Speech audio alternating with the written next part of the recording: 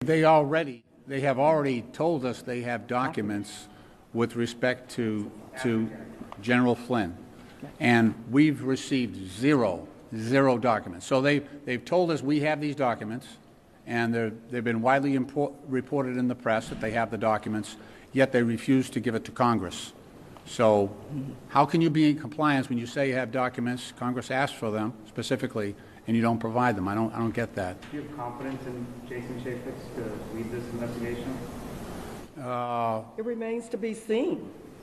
I give him credit because yesterday he did say that it looks like General Flynn is not in compliance with the law. I think that was an honest statement on the chairman's part, and we're willing to work with him. We think we've worked together in the past on other issues. We hope this is one more issue that we can work together on. But only, as Congresswoman Deming has said, it remains to be seen. Yeah, we are pleased with what Chairman Chaffetz said, that he does not believe, based on what he has seen, that General Flynn complied with the law. However, do we have complete confidence? I'm hoping that we will be able to maintain the confidence based on Chairman Chaffetz's actions and joining us in demanding that the White House release the documents.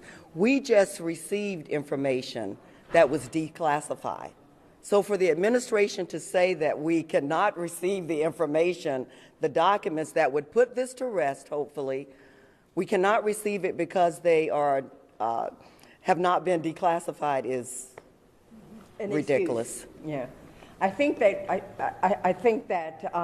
while I am certainly feel confident in terms of Chairman Chaffetz saying what he said about believing that Flynn did not violate a law, I think that he is trying to be very careful in where he's getting his information and how he's getting his information.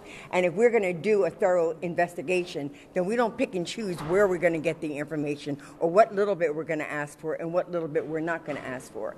And so someone may have told Chairman Chaffetz that the White House didn't have any documents, but then we know that there are different stories that come out of the White House on the same day about a singular issue. So our information is, and it has been reported to us and we have seen it in writing, the White House does indeed have documents. The White House has determined that it is not going to share those documents.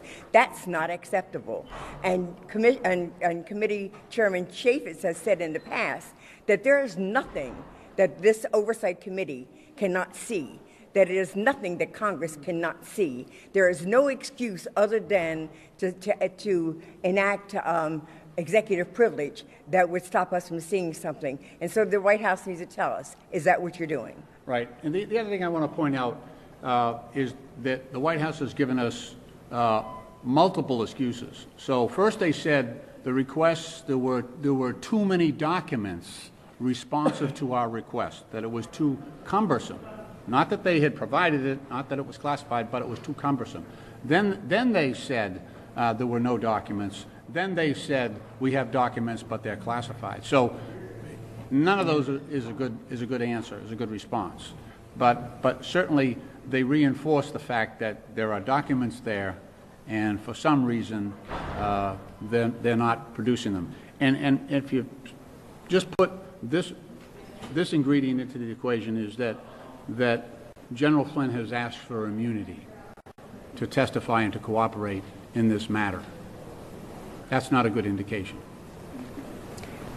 The Pentagon warned Flynn in 2014 not to take any foreign payments. An IG investigation has been launched. I believe there should be an independent investigation, and certainly our committee, the Oversight Committee, should have access to the documents. I think the documents should be made available to the public, but not to make the documents available is just plain wrong. Given what you've seen, do you think charges should be brought against Flynn? We need to get more information. We're not at that point right now, but there are a lot of red flags at this point that have been raised. Why were documents that he filled out why were they filled out falsely when clearly his contact with the Russian ambassador was repeated and significant. The fact that he was paid a considerable sum by RT, Russia Today, the fact that he was under contract with the Turkish government as well and had communications with their government. So we have a lot of facts that we can verify, and yet when you look at the responses by General Flynn in his effort to become National Security Advisor, they don't mesh. So I think charges and prosecution, that's a question for the prosecutorial branch. Ours is just to get the information and make sure that the American people are well informed and well served. Do any of you have any indication that Chairman Chaffetz would be willing to compel the White House with a subpoena to provide this information? No. Nothing yet. Nothing. Thank you. All right. Thank you. Thank you.